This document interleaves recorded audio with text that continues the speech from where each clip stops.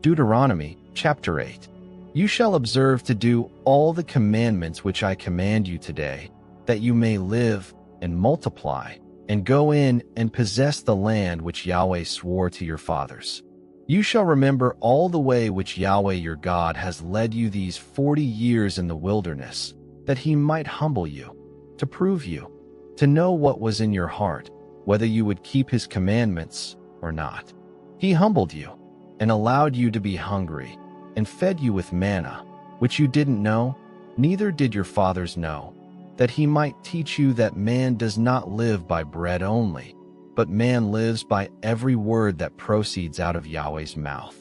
Your clothing didn't grow old on you, neither did your foot swell these 40 years. You shall consider in your heart that as a man disciplines his son, so Yahweh your God disciplines you. You shall keep the commandments of Yahweh your God, to walk in his ways, and to fear him. For Yahweh your God brings you into a good land, a land of brooks of water, of springs, and underground water flowing into valleys and hills, a land of wheat and barley, and vines and fig trees and pomegranates, a land of olive trees and honey, a land in which you shall eat bread without scarceness, you shall not lack anything in it, a land whose stones are iron, and out of whose hills you may dig copper. You shall eat and be full, and you shall bless Yahweh your God for the good land which he has given you.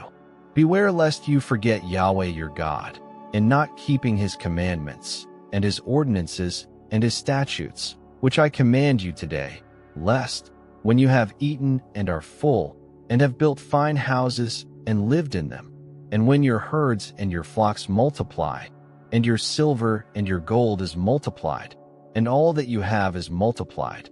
then your heart might be lifted up, and you forget Yahweh your God, who brought you out of the land of Egypt, out of the house of bondage, who led you through the great and terrible wilderness, with venomous snakes and scorpions, and thirsty ground where there was no water, who poured water for you out of the rock of flint, who fed you in the wilderness with manna, which your fathers didn't know, that he might humble you, and that he might prove you, to do you good at your latter end, and lest you say in your heart, my power and the might of my hand has gotten me this wealth. But you shall remember Yahweh your God, for it is he who gives you power to get wealth,